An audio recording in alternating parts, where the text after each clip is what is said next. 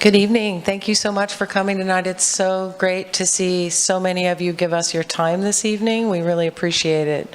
My name is Elisa Olson, and I am Director of Communications here at the City of Corpus Christi. This evening's session will begin with opening remarks from Drew Molly, the Chief Operating Officer for Corpus Christi Water. He will provide a brief summary regarding the proposed drought contingency plan updates, and then we will begin the listening subject matter. So that's what we're here to discuss. If a speaker gets off topic, our moderators will ask you to come back to topic, or we might advance to the next speaker. Speakers will be called in the order that they signed up. Each speaker will have 2 minutes to speak. That amount of time was determined based on the number of you that signed up to talk tonight and the amount of time that we have allocated for this event. Please state your name and city at the beginning of your comment. Each person may speak only once during the session, and this is a listening session, and so it's all about hearing from all of you, which means that we won't be answering questions this evening, but we do think it's very important to answer your questions. So the same people that are passing out brochures and copies of the DCP have a card, and if you would like to write a question down, they'll bring the card over to you, write your question down, give us your contact information on the back of it, and a city staff member will reach out and respond to you within 10 business days. We want to make sure that all of you who have questions have an opportunity to have those questions answered.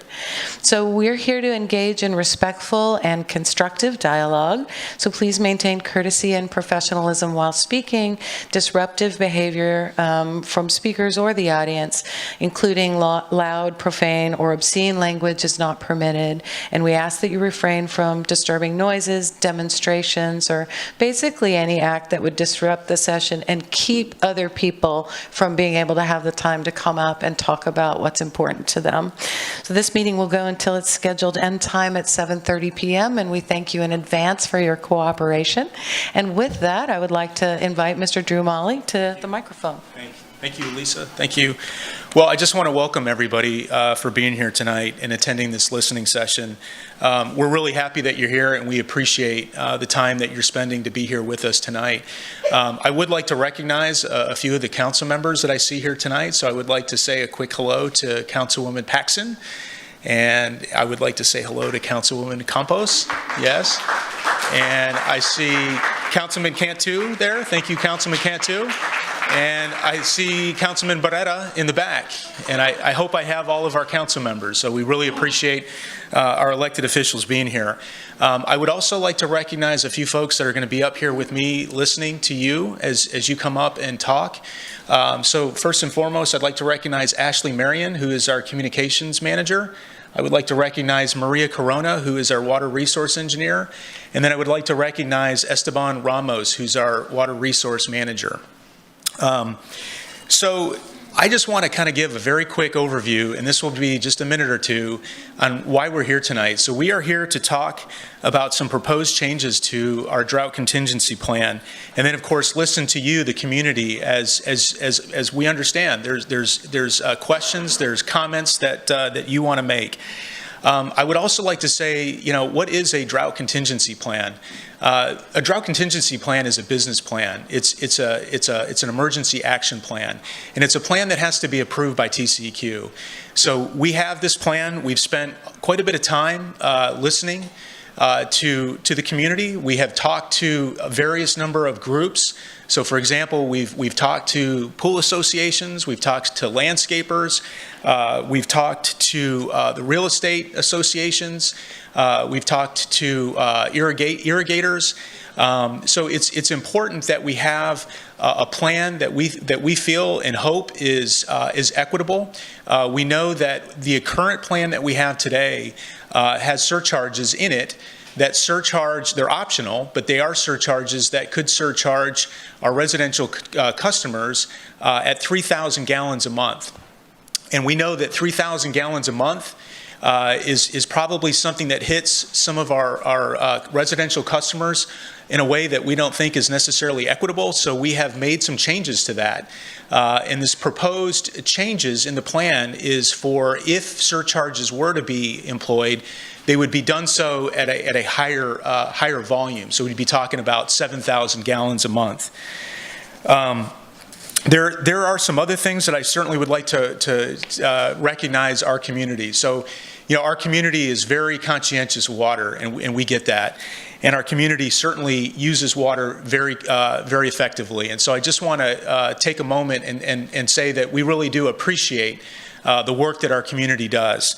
I want to say that some of the other changes that we've made to this drought contingency plan are based on conversations that we've had to sort of lessen some of the restrictions to some of the small businesses that are deeply impacted by drought conditions. So, for example, swimming pools. We've wanted to make sure that the community can maintain swimming pools. We know that is an expensive investment that our community has made, and so we want to try to minimize some of that impact. We also know that our landscape and irrigation community is part of our community that's very important. We know that some of our landscapers have certainly been impacted by this current drought contingency plan, so we tried to lessen some of the burden on that small business group. We know they're important, and we are working with them as well. So with that said, I just want to say that we are here to listen tonight. We want to hear your voices. And we certainly want to make sure that we have a plan, an action plan, a business plan that certainly understands the needs of the community. And so with that said, we're going to take a seat, and we will turn it over to our City Secretary, Rebecca and Cecilia. Thank you. Thank you very much, ladies and gentlemen. I'll be listing the names or calling out the names in the order that you signed up. So the first person who signed up is Rachel Caballero. If you would state your name and city, please.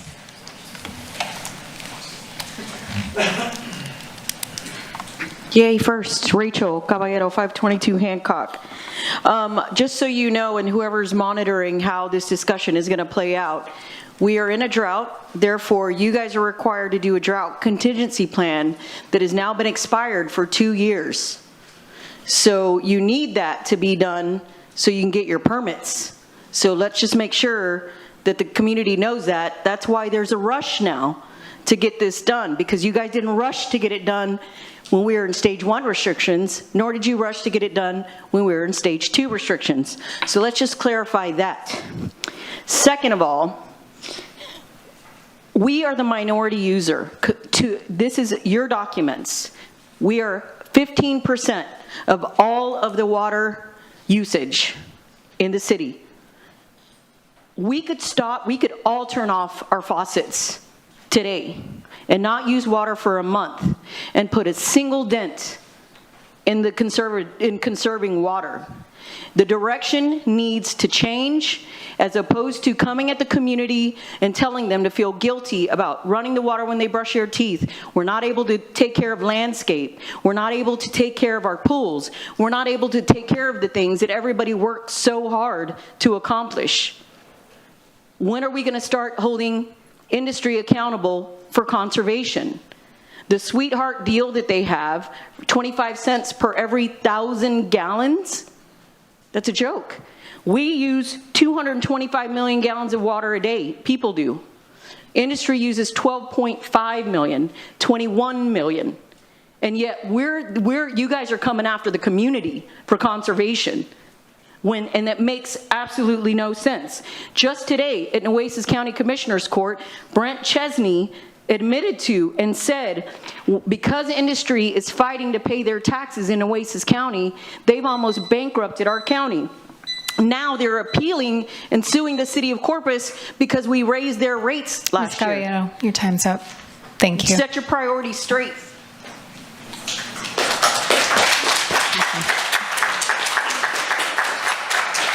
I'm so sorry, but we're going to have to follow the rules of decorum, and that means no clapping. We want to make it respectful and try to continue.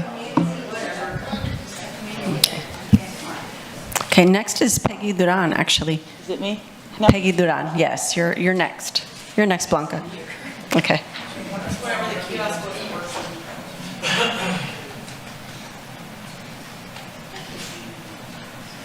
Hi, Peggy Duran, 4022 Congressional Drive, and I appreciate you taking the time to listen to our concerns about the fairness of water rates and water use for industry and residents. The current takeover at the national level of our treasury records by the world's wealthiest businessman, who is non-elected, shocked me and pushed me to come out here tonight. Here in our city, we can and need to demonstrate balance. We have some of the richest corporations in the world located here. They will not pay more willingly. That is not in business's DNA. But they certainly use and want more water. Evidently, they like where they are located, as several of them are expanding their footprints here. Water is now a precious commodity. We are asking you, as our representatives, to push them towards more cooperation by paying higher rates and also conserving water when residents are asked to do so.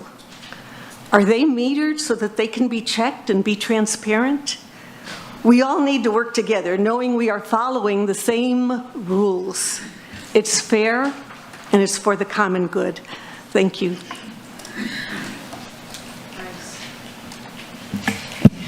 Next is Blanca Parkinson.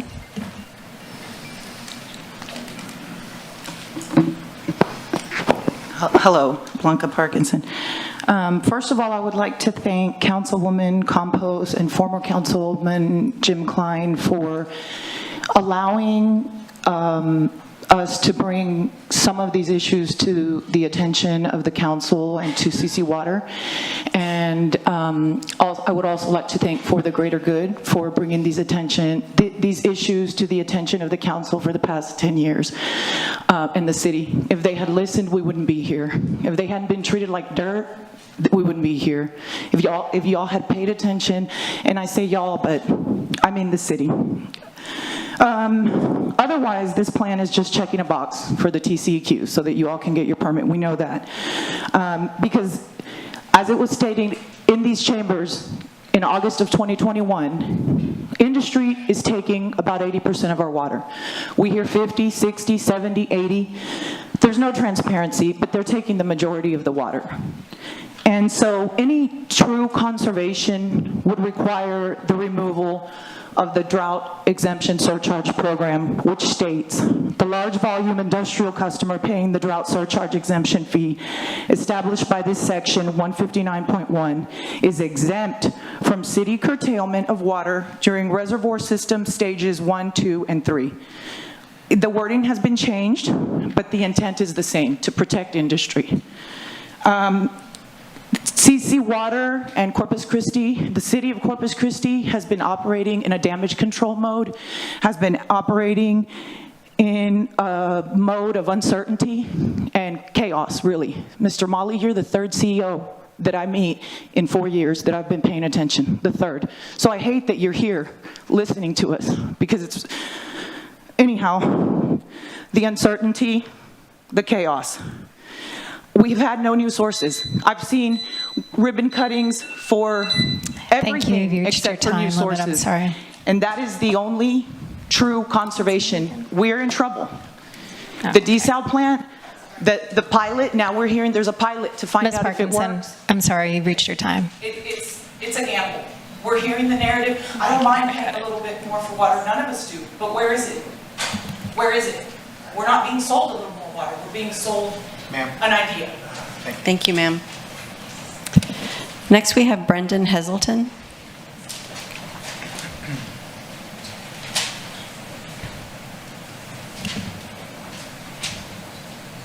Brendan Heselton, District 4. I'm here as a representative for the Coastal Bend Fly Fishing Guides. We're calling for an end to the drought surcharge exemption for high volume water users and a clear trigger for water emergency based on the combined reservoir storage levels.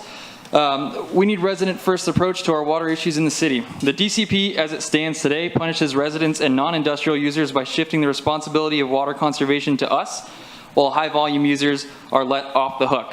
Ending drought surcharge exemption fee and using a tiered surcharge approach based on usage will do more to conserve water than the current Every Drop Counts campaign. Additionally, the DCP needs to begin limiting wholesale and industrial customer water use fairly, starting in Stage 2 per Texas Water Code Section 11.039. Residents have proven time and again that we are water conscious. It's time for industry to do the same. We question the city manager's judgment with respect to declaring a water emergency based on reservoir levels due to his comments on the Blake show last week, where he said our water supplies continue to dwindle, not because we oversold it or we're not moving fast enough on desal, it's just we're in a massive drought. But if you look at the UNL drought monitor, USGS water level data, historic rainfall for the Nueces River Basin, it's clear as day. The 2011 drought was way more extreme compared to present conditions, yet our reservoirs are 2 to 3 times more depleted than they were in 2011. The big difference is we now have more high volume users sucking up water. That shouldn't have happened. That's mismanagement. Currently, there's no clear point at which to declare a water emergency, previously called Stage 4 restrictions. We understand the need to declare an emergency during a pipeline break or mass contamination event, but we believe that there needs to be a hardline combined reservoir storage level at which a water emergency is initiated. We think 15% sounds like a reasonable number for these purposes. Thanks. Thank you. Next is Claudia Michel.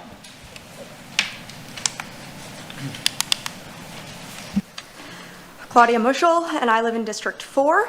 As the stages of drought have progressed here, more and more restrictions have been placed on everyday citizens and small businesses, yet, as per the drought contingency plan, all that high-volume industrial water users get is surcharge fees tacked onto the egregious amounts of water they consume daily. That is, if they didn't choose to pay the surcharge exemption fee to get out of any charges whatsoever.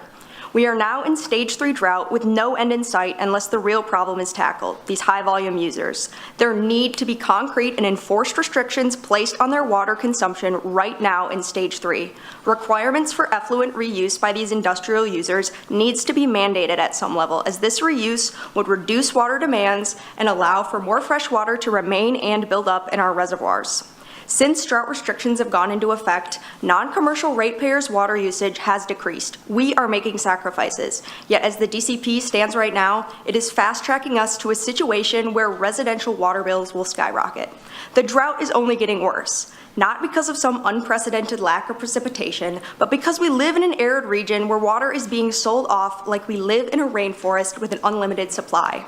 Non-commercial ratepayers curtailing our water use cannot get us out of this drought, so the DCP needs to be updated to reflect that. There needs to be tiered surcharge pricing for high water usage, higher surcharge fees in general for high volume users, and an end to the drought exemption fee for industry, as they should no longer be able to opt out of taking responsibility for their contributions to this water crisis. Thank you. Thank you. Next is Mark Munster.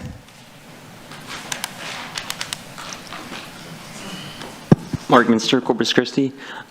Yes, overall, just we are asking for a resident-first approach to the DCP. I feel like the 5-day notice for the public input, yes, it's great we're here, and I'm glad we're here today for the public input session, but I feel announcing on Friday wasn't, what was the plan in that? When was that decided to only announce it and not have it planned out ahead of time? And we're also speaking here, when we're talking about residents and concerned about residential water rates, we're concerned about the people that just got off work, have kids, have responsibilities, and aren't here today to give their input. They're only going to find out about the DCP through their bill and rate increases when it's going to financially and economically impact them. So, and also the city, whenever we're conserving water, there's going to be less usage, so less revenue. So if you don't have high enough surcharges now, that's just going to cause higher rates in the future. So please consider that. Please consider the social and economic impacts. And this is industry having exemptions and getting favorable variations and options in the drought contingency plan. That's on top of their industrial tax agreements. That's on top of their lower water rates, and that's on top of them using the water that put us in this situation. So please consider taking more time. The council meeting, I believe the second reading is the 11th, so just please make sure you have enough time to actually consider the changes you hear today. And one of the main things that I feel like is messed up in determining what essential water use is when the water fountains at the park aren't even on. Like, those are for people that want to go for walks, or even the pet ones don't work during these drought restrictions. So yeah, that just makes me think about who determines what's essential and non-essential, because we got into this situation because of poor mismanagement of our water. And I don't understand why the pro rata allotment isn't being considered. That was supposed to be started in stage 2, and that can limit industrial usage. And yeah, residents are key stakeholders in who uses the water in the city. And yeah, just please listen to us. Thank you. Next is Jake Hernandez. Jake Hernandez, District 2. The reason that I came here today is because I believe that the city needs a resident-first approach in the drought contingency plan. It is absolutely unfair and moronic that industrial water users drain the majority of our resources, and now we are facing the financial consequences of that. By our penalties, by our water bills possibly going higher, it is absolutely unfair. And not only am I of the belief that industrial water users should be paying higher rates, even outside of a drought, but I think that there needs to be serious consequences. Does nobody else agree with that? We are in our water reservoir is at 18% right now, the last that I heard. They have drained the majority of that water from us, and now residents are here suffering the consequences. How is that fair? And not only how is that not fair, but how is there no consequences to that at all? That makes no sense to me. So what I'm asking you to do here today is to take a resident-first approach to this drought contingency plan, to end the exemption for high-volume water users, and to establish mandatory triggers for us going into stage 4 water restrictions, so that these industrial high-volume water users can stop sucking up the resources that belong to us, the people. That's all I have to say. And as Rachel Caballero says, have the day you deserve. Okay. Next is Jose Gonzalez.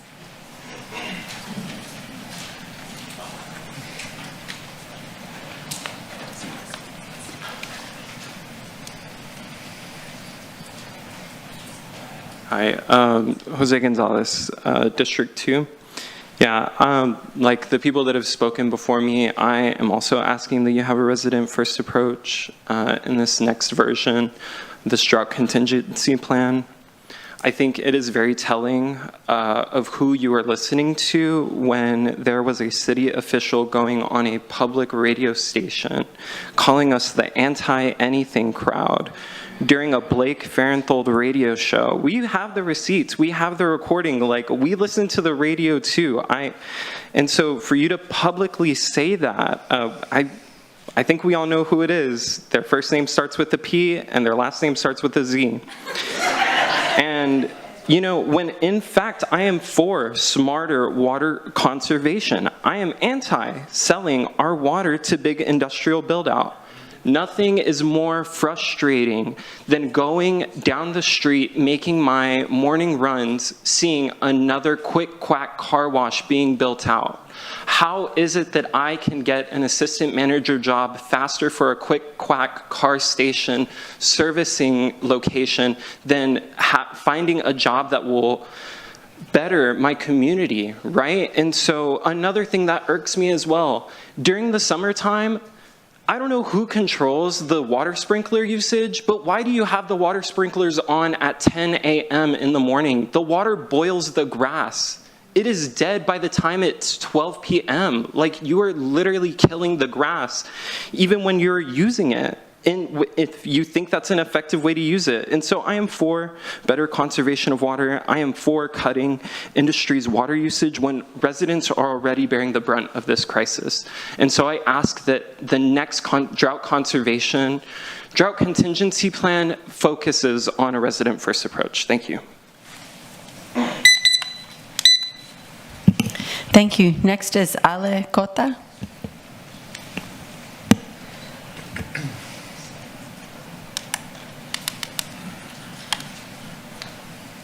Hi, Ale, District 4. Just like all my other community members, I'm also asking for a resident-focused plan. As we say, water for people, not polluters. One of the things that has me really like pissed off on it, like in a different level, is the way that not only are we dealing with a crisis, right, with our water that, you know, has been, as we've been saying, like manufactured by industry, y'all also have the audacity to criminalize violations that may happen by accident with what, like doubling our water bill, turning off our water at the discretion of the city manager is absolutely ridiculous and frustrating, while industry is able to afford their surcharges. But that's, you know, part of the main point, right? Just last year, we had to beg y'all not to increase our water rates. And the fact that we have to call the rights that we kept, y'all not increasing and increasing a little bit the industry's water rates, we had to call that a victory. That is devastating, right? That we have to go around and be like, okay, look, we came together and we stopped y'all from doing something like comically evil. And it's just very frustrating, but we're stronger together. Another point is, according, like, our conservation as residents has been growing at a positive rate, but has our situation improved? No, because we have oversold and overpromised our water to industry. We are essentially making a path toward privatizing our public resource. We need to wake it up.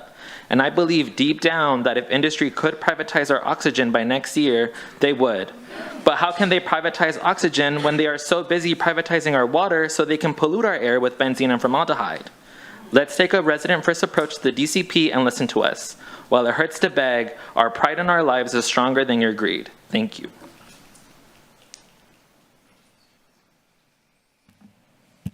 Next is Chloe Torres.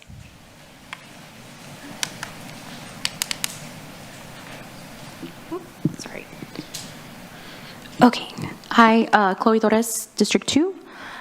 So yeah, just want to reiterate that we want a resident-first approach, and I think part of the way that we can get to that is being honest. I was able to watch the presentation at the last city council meeting for the DCP, and part of the presentation was about all industrial customers. Every single water customer is they have to follow these restrictions, but that's not actually true when there is an option for some people, right? The surcharge is the violation the consequence for violating the restriction. If you have a class of customer that is able to bypass that, that is a de facto exemption. They face no consequences for their violation, and we are not privy to that. Only y'all are privy to that. So there's a huge lack of transparency. So I think it is actually really good to have this kind of planning. We are not anti-everything. We are pro-transparency, and part of that I think also can start with industry providing their conservation plans, because again, that is not something that we as the public have access to. And we also want reports showing if high volume water users actually meet their goals. I guess the last thing I'll say, yeah, we want the exemption to be taken out. And I'm really happy actually for the small business owners who are able to find some relief, but something that really bothered me that our city manager said is like these folks came up and said, y'all are killing us. And obviously I empathize with that. I'm very happy that they're getting the relief, but we have been coming for 10 years saying that you are killing us and you have done nothing. So I really hope that changes. Thank you. Thank you. Next is Beatriz Alvarado.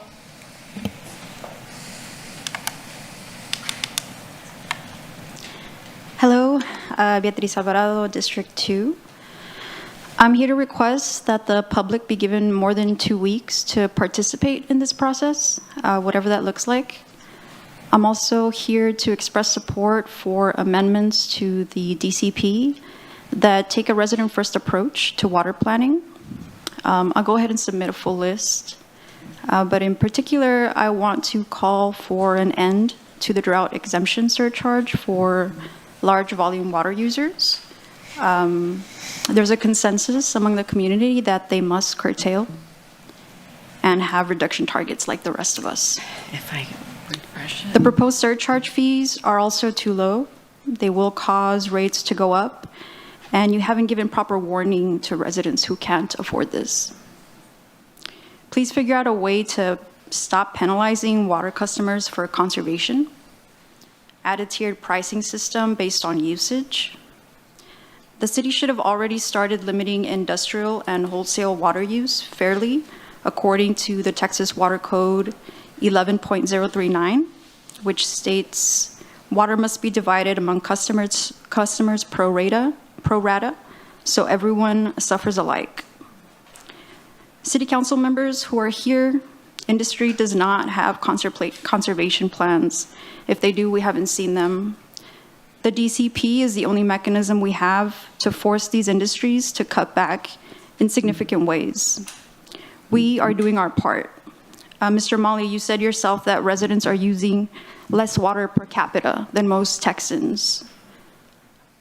We've cut back 10% since 2022, while large volume water users have only cut back less than 6%, and wholesale consumption continues to go up. Please do your part. Thank you. Next is Alina Trejo Chavez.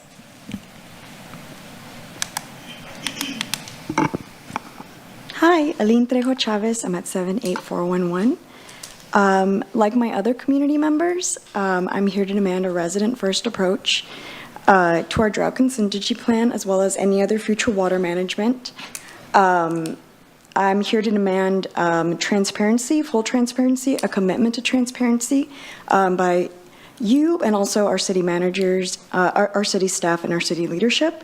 In order to do this, they must make the most informed decisions possible, and these commitments are of most importance when the needs of working people are at odds with water wasting industries. I would like to just, as my colleagues have mentioned before, that clear triggers for stage 4 need to be in place. Currently, it's up to the discretion of the city manager, and that is woefully inappropriate. It wears away at our trust with our leadership if we don't have these numbers available to us. We work really, really hard to organize and to make this information available to the public, as they deserve to know. This is you are taxpayer funded, and this is the people's water, as Jake mentioned before. So I just, again, please, please, please listen to us. Take the time to take us seriously. Go through these things, and don't just follow protocol according to TCEQ. Everybody knows that that's a notorious rubber stamping agency. You need to hold yourself to higher standards, to the community standards, our standards. They're much higher. We pay you. This is our water that you're managing. So please, thank you.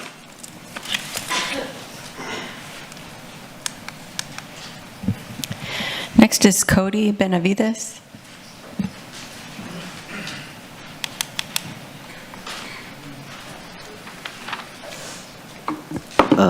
Hello, Cody Benavides, District 2, and I'm here today because we need a residents first DCP. The residents' coastal bend shouldn't be held reliable for poor mismanagement, especially when they only account for 50% of the water that is used.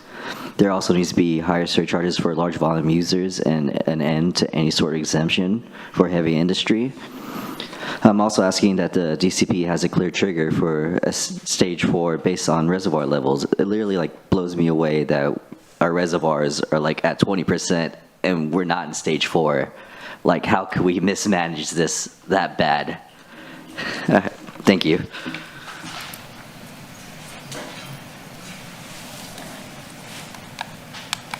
Thank you. Next is Jim Klein.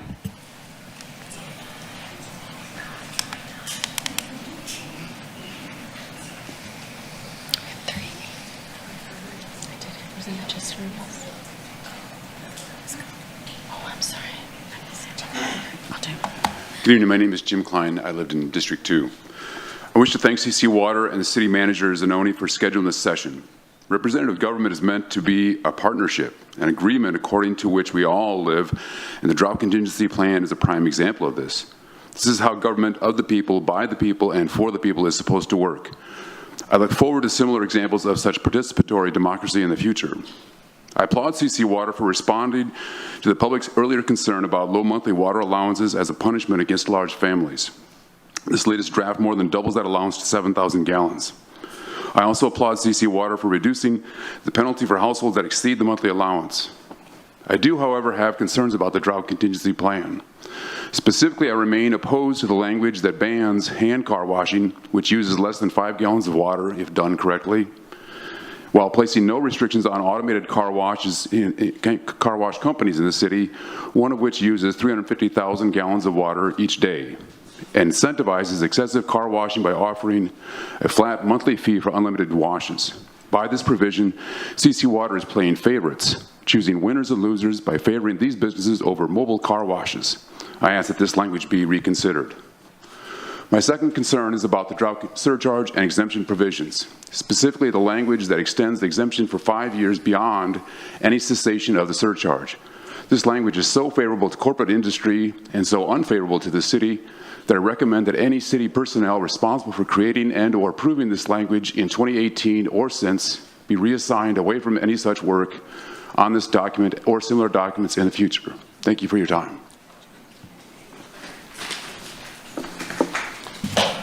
Thank you. Next is Justin Revels.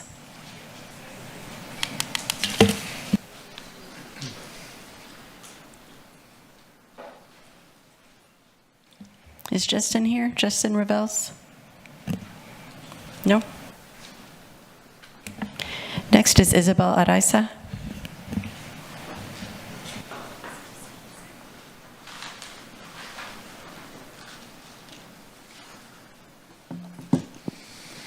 Okay, Isabel Araiza, District 2, I'm a co-founder of For the Greater Good. I want to say that I think that the way that you characterize the drought stages is problematic. You start with the water shortage watch, which really should be stage 1, and the emergency level, which it should be stage 5. I feel like that disassociates the community from actually being aware of the fact that we are in these drought stages, and so I think you need to rename that. I also take issue with the stage 5 emergency section. It says, you know, the way that you talked about it at the city council meeting, talked about like these unexpected events, but I'm pretty sure you guys know that we're losing our water, and I bet you're calculating how much water is leaving our reservoirs, and I'm worried that you are aware that you know something that we don't. Zanoni mentioned that we were going to be in the emergency stage in May, and so does that mean that we're not going to have any water? And like draining, our sources draining empty. I need to know that, and I need to know if you're going to turn off our water. It says that you're going to call the 10 largest water users, but that's all that it says about the large water users. And what are you going to say to them? Please, please, please stop the way we're begging you? That's not acceptable. We've been asking for having a conversation for years about this.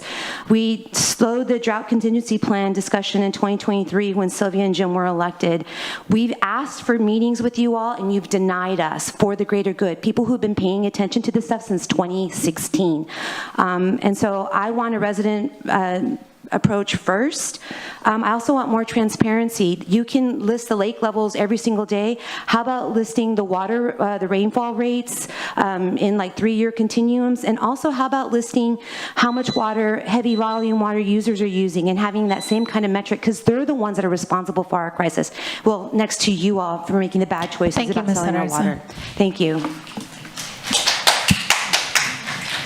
Next is James Hooper. I'm sorry.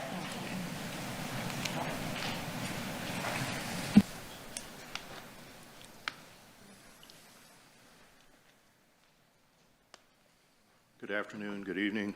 I'm Jim Hooper, District 5, and I'd like to say thanks for the opportunity to meet with you and speak about some of these issues.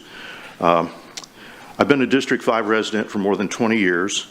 I've watched the previous occupants of these chairs do some marvelous things to mismanage our water system.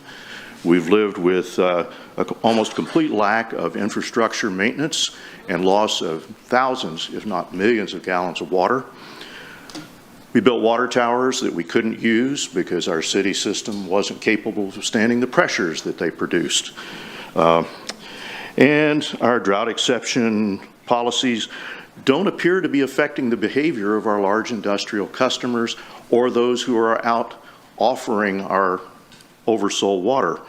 So, given these retroactive changes in water agreements with industrial users that many would like to see, will highly likely, most probably result in litigation, and I'm not an attorney, but I'll suggest that that's what's going to happen, and that I'll also predict that the city will lose in those court cases because the city signed contracts willingly and in good faith with industrial users. Don't like to have to say that, but that's what I anticipate. Having reviewed the draft DCP, one must wonder, can our drought contingency plan provide a means at stage 3 or stage 4 to tamp down what we're hearing, what we're seeing, the obvious overselling of water to new incoming industrial users?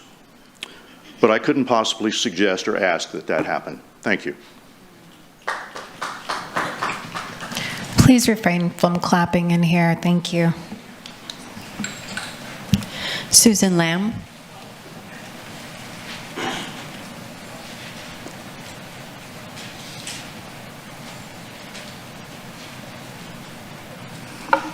Hi, my name is Susan Lamb. I moved back here to Corpus 8 years ago. I've spent my life here, graduated from my high school, went to Colorado, lived in an arid climate for 18 years, went to Wisconsin, froze my ass, and now I'm back here. I have a different perspective because I lived in an arid climate for so long and I watched the management of what they did, how they did it. When I got back here, I was pretty vigilant about the water. Your data showed from the front page of the City Council website so I could go on and see what water levels were. In the middle of rainstorms, I was watching the water level in our reservoir fall. I was questioning what the hell was happening and the mismanagement of the people who were in charge of such a valuable asset for this community. I'm absolutely outraged with how the mismanagement has happened at every single level of our stages. You need to go back to the drawing board, I think, on a lot of how you're doing things. Watching flood level rivers and streams being released into is quite contrary to what we are trying to achieve at this point. I would think that you would need to go back, watch what you're doing, because we are watching you. Thank you.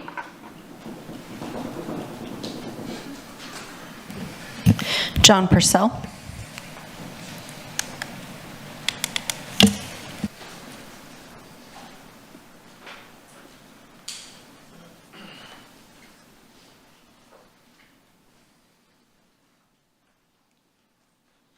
John Purcell, District 4. You're right. It is a business plan. I think that's the only honest statement I've heard from a city official in years. It's entirely a business plan. Big business. Public doesn't even rank it all on the list. Not at all. It's entirely for industry, for big business. A plan written by them, for them, that exempts them.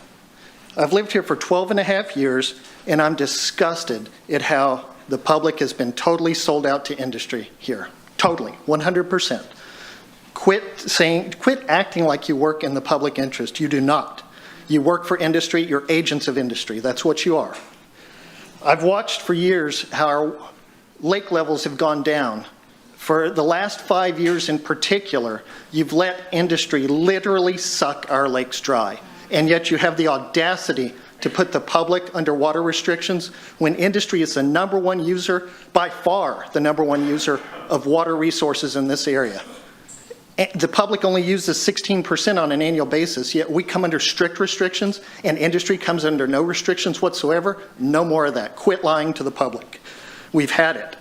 And I regret moving here, I really do. I've lived here for 12 and a half years, and it's to the point that I regret moving here. You've sold us out to industry to such an extent, we don't even have any tourism anymore.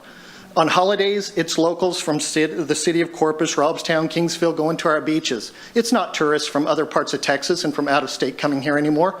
Who wants to come to an industrial wasteland where all you see, for the first things you see coming into town is mile after mile after mile of nasty polluting industry? Who wants to see that as a tourist? Nobody in their right mind would. And it's just disgusting to me. Water is such a necessary resource. And is the real reason for the name change because y'all have already privatized our water resources like so many other areas in the US and around the world have done? Is that the real reason for the name change? Thank you.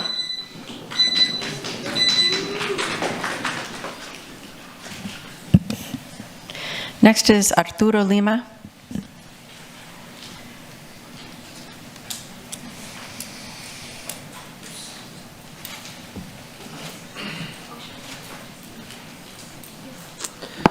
Good evening. I'm here to express my support to end the drought exemption for industry.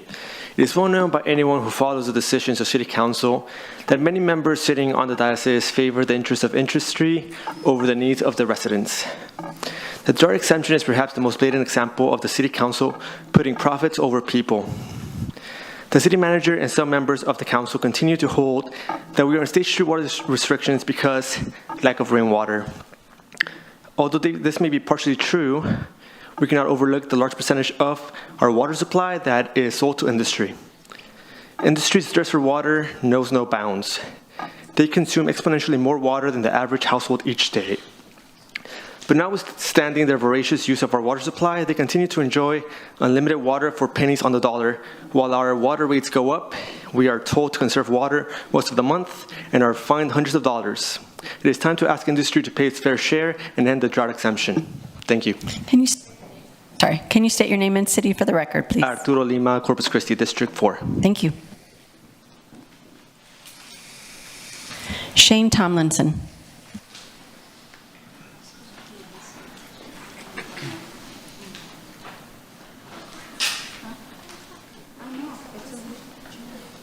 I have sat here and listened to these people tell you all the same thing over and over and over again. My name is Shane Tomlinson. I live in Portland, by the way. I'm sorry about that. But I've listened to them say the same thing over and over. This is a waste of time. You guys are being hypocrites about this. This is going to kill us. Do you think this is a good idea, really, for anybody in Corpus Christi, for any in South Texas, for anybody who relies on the Gulf of Mexico? Anyone. Nobody benefits from this, except for y'all and Valero. I'm sure in 10 years, when we're all, whatever our government's going to be, when we're all struggling and we're all miserable and whatever, I'm sure we're all going to be comforted by the fact that Valero made a 2% profit increase that year.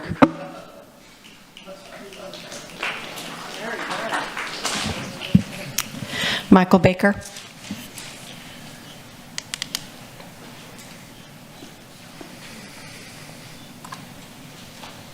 Hello, I'm Michael Baker, president of the Corpus Christi chapter of the Independent Pool and Spa Service Association.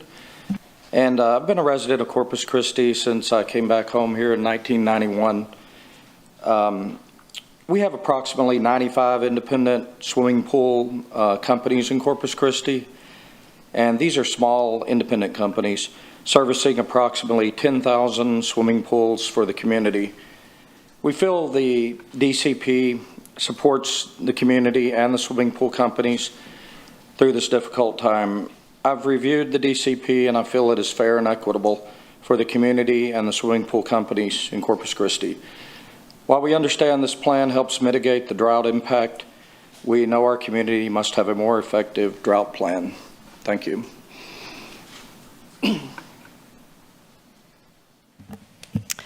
Myra Alanis.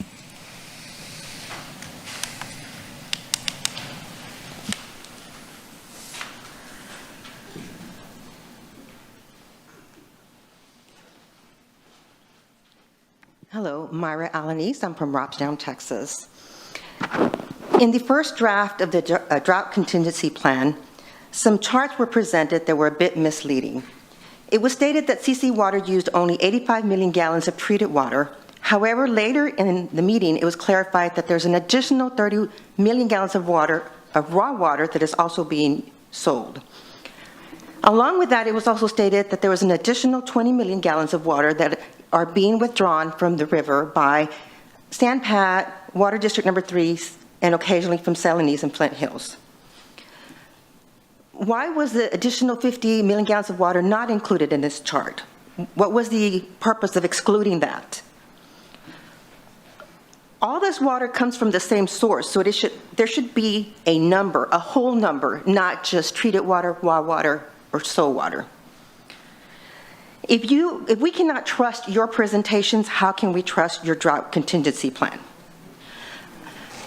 As our situation is dire today, it's going to get worse. Avena is slated to pull 5.5 million gallons of water as soon as they break ground, and the owner was there today on site, so that will be soon. Situations like this, awarding Avena 5.5 with more water anytime they want, no caps, no limits, is what is putting us in this situation. We don't have 5.5 million gallons of water to give them today, much less give them 6 million, 7 million. And that number is unlimited according to the contract. So again, this is why we're in this situation, because we keep awarding people like Avena our precious water. Thank you.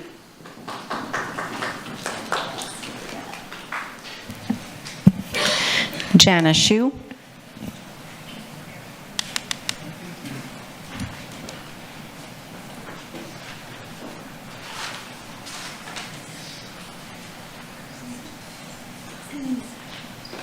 Hello, Janice Shu, District 2. Best district, I think, but that's just me. Thank you, and my councilwoman. Thank you all for having this meeting and letting us voice our concerns and our opinions. I am a licensed social worker, and so at the basis of my profession, my life, what I do every day is social justice and advocacy. And so I think that's what we're all here doing on behalf of ourselves, our city, and our community. I was looking through the drought plan, and I know you mentioned, Mr. Molly, the surcharges that are being proposed. And, you know, even though I think it was stage 1, $1 surcharge per 2,000 gallons, I think, we might all think, oh, you know, that's insignificant. But I'm here to tell you it's not. My day job, I am the Outreach Disaster Coordinator for 211 Texas, and I looked at our data for the last 4 or 5 years. For Corpus Christi alone, since 2019, we have had over 3,000 requests yearly for utility bill assistance. That's your water and your gas bill. My concern is, and I have a recommendation, I had an aha thanks to these wonderful speakers.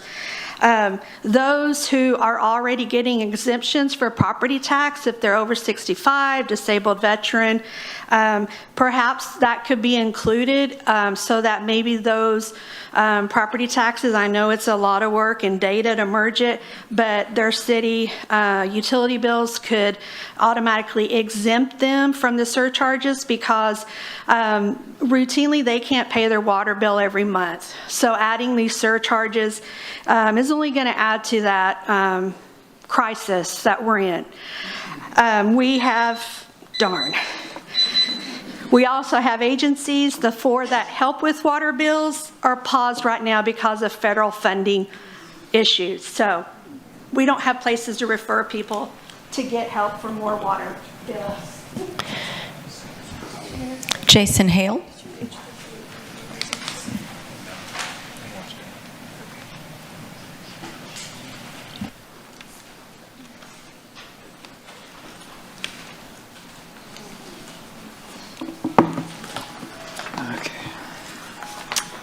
Hi everyone, Jason Hale in Corpus Christi. First I wanted to thank CCW and the city manager for putting on this listening session. I think it's important to get feedback from residents, and it's something I would like to see more of in the future. I think in the future though, it'd be great if this was announced earlier. For example, like announcing it during the city council meeting when the new DCP was presented would be helpful. Also, because, let's see, after today's meeting, city staff will only have 2 days to update the DCP before the agenda for the next city council meeting is due. I think that's too short of a timeline. It'd be nice if it was longer. That way more meaningful input could be incorporated into it, right? So overall, the drought contingency plan, in the language of the plan, it says that measures will dramatically cut water consumption in order to conserve water supplies. And from what I can tell, this plan does not do that. I appreciate that the surcharges in the new plan is less burdensome on residents and businesses. And in that regard, I do think it's a better plan than the 2018 plan. However, I think there is room for meaningful improvement in the new plan. And if possible, I'd like to submit a list of recommendations for your consideration. Basically,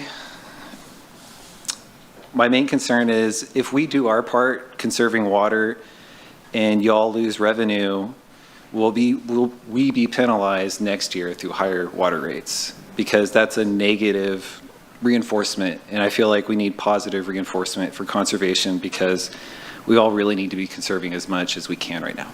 That's it. Thanks.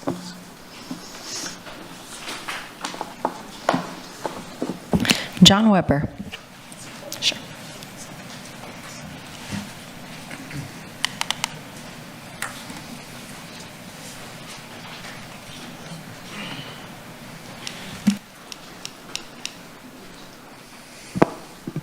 Hello, John Weber, Corpus Christi. Thanks for holding this meeting. Really appreciate it. I think everybody does. I just want to say the first thing, in stage 1 or above, the city should discontinue the use of unlimited car wash subscriptions for city vehicles. The city needs to be the example for everybody else and start conserving water. If they want to get their vehicles washed, pay each time you get them washed. The surcharges should be used to make up for lost revenues because of conservation. Otherwise, people who conserve will have to pay more to make up for the shortfall in revenues. Keep stage 4 when capacity falls below 10%, in addition to the water emergency stage. It's good to see pool covers are now being required. For the city to meet its goals in the DCP, essential water use will need to be curtailed. I would like to see that as part of the plan. If the drought surcharge exemption fee is left in the plan, please open it up to all rate classes so even residential customers can volunteer to participate in the plan. Thank you.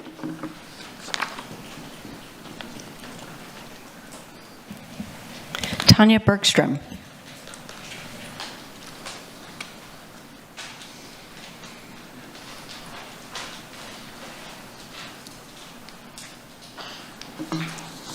So my name is Tanya Bergstrom. I live here in Corpus Christi.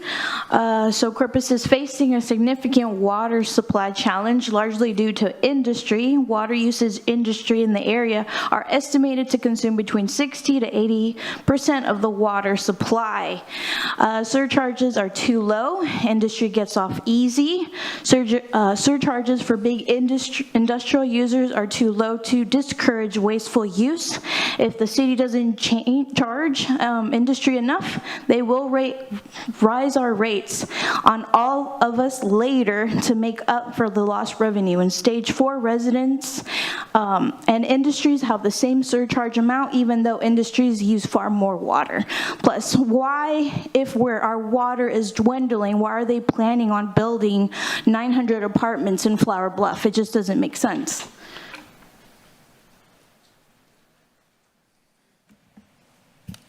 Jesse Jenkins.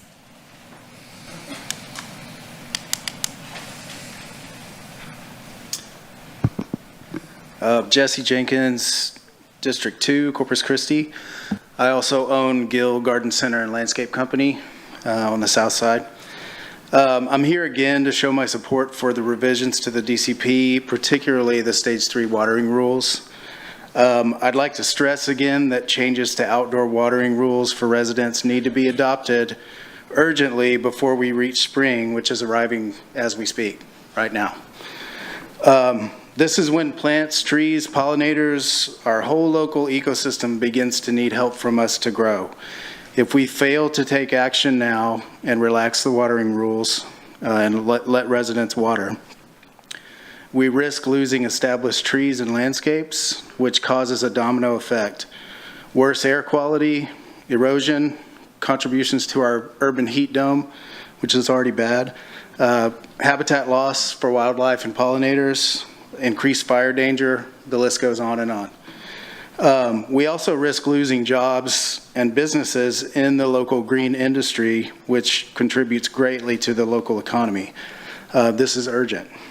Allowing hand watering and drip irrigation helps local small businesses in all areas of the green industry stay in business.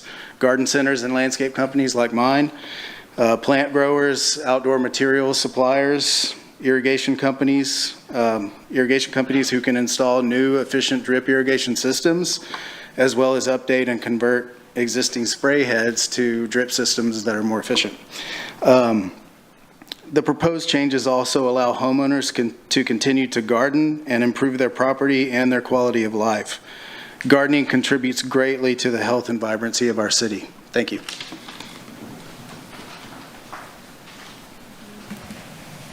Ricky Schmitzel.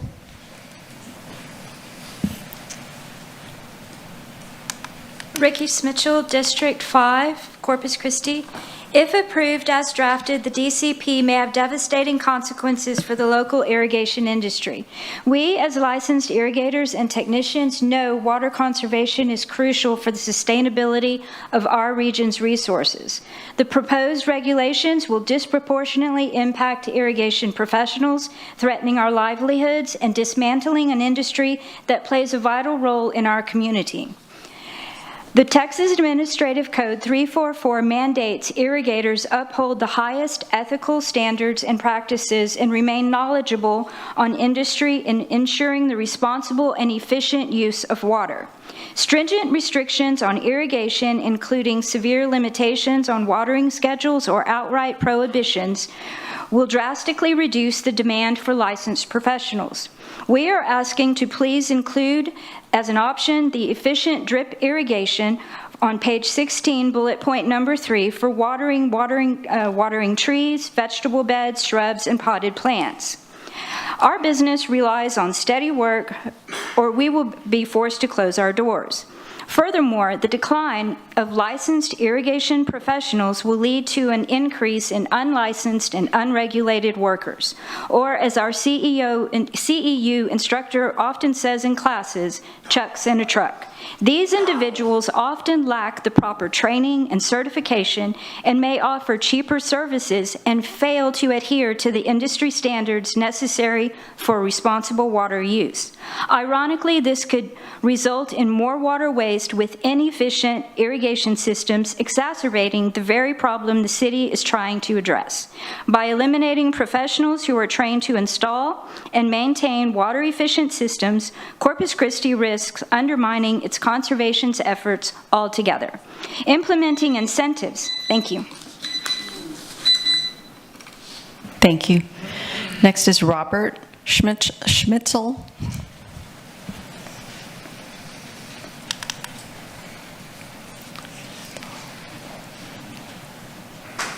I'm Robert Schmitzel, District 5, licensed irrigator, co-owner of ABC Irrigation, Inc. that was established in 1987. Family-owned business, guys. Drip irrigation applied every 14 days is not effective in maintaining the consistent moisture levels necessary to stabilize expansive clay soil. Instead, a schedule of 1 to 3 days per week, depending on seasonal conditions and weather patterns, is recommended. This approach ensures even moisture distribution, reducing soil movement and potential foundation damage. For optimal efficiency, drip irrigation systems should be installed with a smart controller that can be synced to local weather stations, a rain sensor, and an in-ground moisture sensor. These technologies work together to adjust watering schedules automatically based on real-time weather data, preventing unnecessary watering during rainfall and cooler periods. To detect soil moisture levels and apply water only when necessary, ensuring the foundation receives adequate but not excessive moisture. To improve water efficiency, reducing waste while maintaining the soil stability and supporting long-term foundation health. Additionally, where the proposed drought contingency plan permits hand watering, homeowners should be given the option to use automatic drip irrigation as an alternative. This method provides a more efficient and controlled means of delivering moisture while aligning with water conservation efforts. Thank you so much. Paul Schmitzel.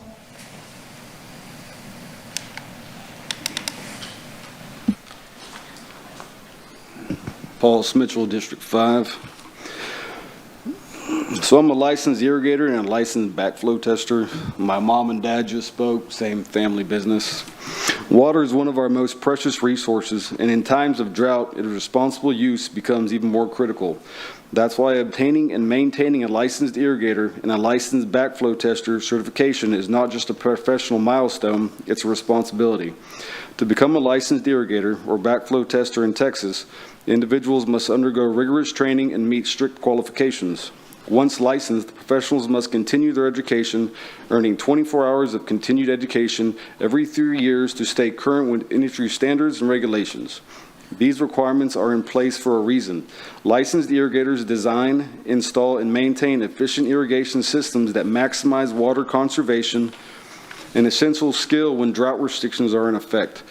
We saw firsthand how critical this industry is during the COVID-19 pandemic when irrigation was deemed an essential service. Even in the face of global uncertainty, irrigation professionals were on the ground keeping landscapes healthy, preserving water efficiency, and protecting public safety. That same level of dedication is needed now as we navigate ongoing drought challenges. Without these skilled professionals, businesses suffer, landscapes dry up, and communities face increased risks of water misuse and contamination.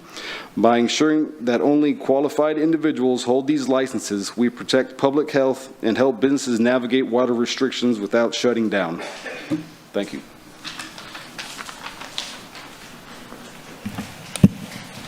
Marie Lucio.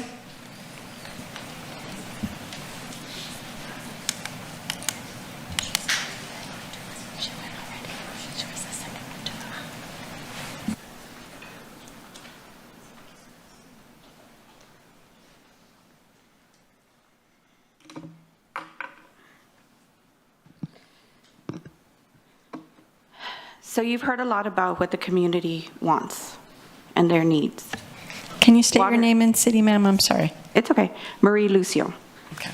Water is precious. We need it to live. Citizens need it to live, not to make profit. So our needs should come first and foremost. What I have learned, I'm not going to go through the drought contingency plan because what I've learned is we're never going to get out of it. In my second meeting here at the City of Corpus, there was the drought contingency plan being presented with all the water entities up there. Well, what's lacking in the drought contingency plan and all the efforts of all the entities is communication. Because while we may have stopped at CC Water from signing big contracts, other entities have not. They keep doing it, and they're moving forward. Avena is moving forward with their 5.5 million, which we have estimated is closer to 8. Tesla, CCEDC said we got the water, 600,000 gallons. We got it, no problem. Where if we're in stage 3? That came from the mouth of the Corpus Christi CCEDC. The Robstown Area Development is also another one. Now, those are entities that are with the City of Corpus and the City of Robstown. How are they not communicating with you guys on the needs of what's coming in? And at what point do we say we can't afford it anymore? It's a burden on our community. We need to figure out water for our community before we figure out water for anything else. And as far as, communication, everybody adopts your drought contingency plan. Every board meeting I've gone to, they're adopting yours. So yours has to be the one that makes the difference. Priscilla Tryon.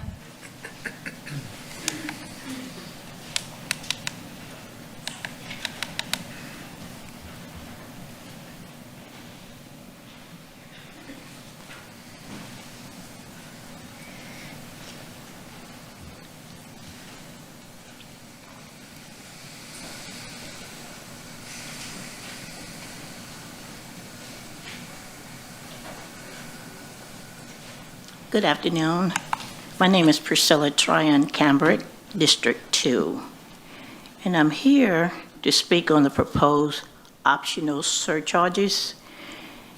I recognize that I own a building. It's a commercial building. And there's no activity being used at that facility.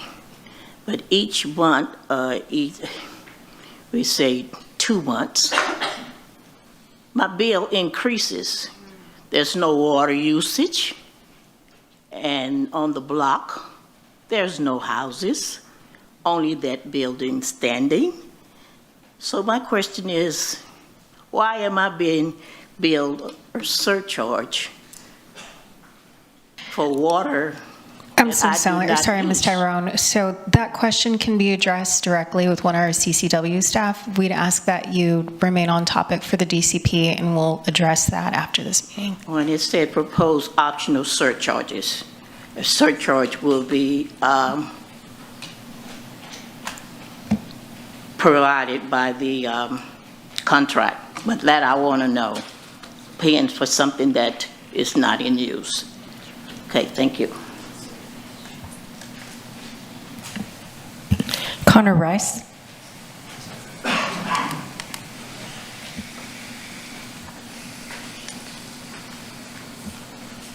Connor Rice, District 2. Thank y'all for getting this to us finally. It is sadly 2 years late. TCQ has been waiting for it. I would say that first, there's some key concerns in this. The first I'm going to mention is that it expands the authority for the city manager. So far, I have just counted on page 4, 6, and 8. It expands his authority, and he already left this meeting after he got called out for bashing community members on the radio. So under this new plan, the city manager is unilaterally has the authority to impose or lift these drought restrictions, even if our reservoir levels don't match it, which I have problem with. Major water decisions should all have to go through council to ensure transparency and accountability. I support Councilman Hernandez's suggestion that he made at the council meeting on Tuesday to return power back to the council. Second, the increased reliance on Choke Canyon and Lake Corpus Christi. This plan clarifies that our Colorado River rights are junior and can be cut off in a drought. While our contract for Lake Texana does not guarantee the supply, that means that we may hit these drought triggers sooner. In turn, you could be scaring the public and already pushing for us to have this inner harbor desalination plant. The other point that I haven't seen anything in this site is the enforcement side, the transparency on the enforcement. There's no clarifications on how you plan to enforce or the violators, identify the violators, and how you plan to fine it. I know the city staff mentioned that you're already overworked, so how do you plan to now designate these authorities to more staffers to be in charge of enforcing what you're proposing? We're clearly already running out of water, and the Inner Harbor desalination plant is not a catch-all to this solution. You emailed your entire staff earlier this year stating that if the port releases credible data, that it would be deeply disparaging to your project of the Inner Harbor desalination facility. So I already don't have public trust in the water department, and I do hope that our council takes the reins and listens back to our community members and to the environmentalists from this point moving forward. Stephanie Guerrero Sainz.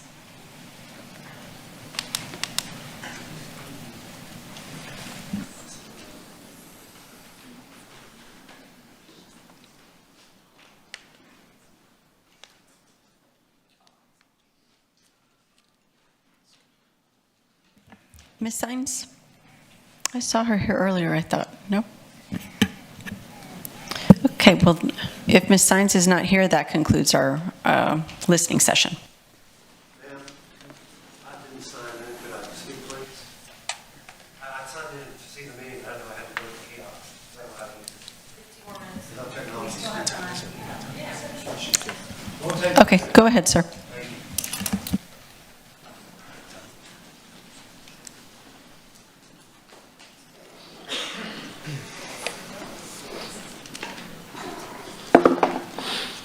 Let me get my eyes on. Okay. Thank you for listening to us. I'm going to give some solutions, some problems and solutions. And Can you state your name and city, please? David Varga, Corpus Christi. I'm going to give you some problems, solutions possible, and then my view about the council and what your perspectives are and what your wants are. My name is David Varga. I moved here in 1975. I understand droughts. We had one in 1980. We were down to 20%. Lake Corpus Christi was the only source of water we had. But through the underground watershed that we have in Three Rivers, where I don't understand why you put a reservoir in a drought-prone area. Either than that, I know maybe money was passed, who knows. Allen saved us. But back then, 1,000 gallons per person per residence. If you were over that for 1 month, no, they gave you notification. Second month, cut off your water. Simple as that. The first thing is industry. Between 60 and 80% of the water is used by industry. That comes out to 18.2 billion gallons a day. Okay? Do the perspective. Okay? And this council wants more industry. I don't understand that one. Residents, 500,000 in the coastal bend. 85 million gallons per day. Okay? And the council wants more people. More water. Okay? What we need to do in a drought-prone area, and I've read about droughts back in the 50s, the last 5 years, 7 years. I understand that. Okay? What we need to do is we need to have an education in all the schools, churches, wherever, about how we can conserve water, because it is going to be a problem continuously, especially if we keep growing. Okay? Showers. The average time is between 8 and 12 minutes. That's 2.1 gallons per minute. Do the math. Okay? What do? Cut off valve. What do? You get your water warm, you get wet, you cut off the water, you soap up, you rinse off, cut the water, and you go up, and you're through. Okay, one more thing, please. The hierarchy of wants and needs. Industry first, businesses second, residents third. We are spending our money Thank you, sir. to buy a You've desal reached your plant time. that the water we will never use because you want more industry. Thank you.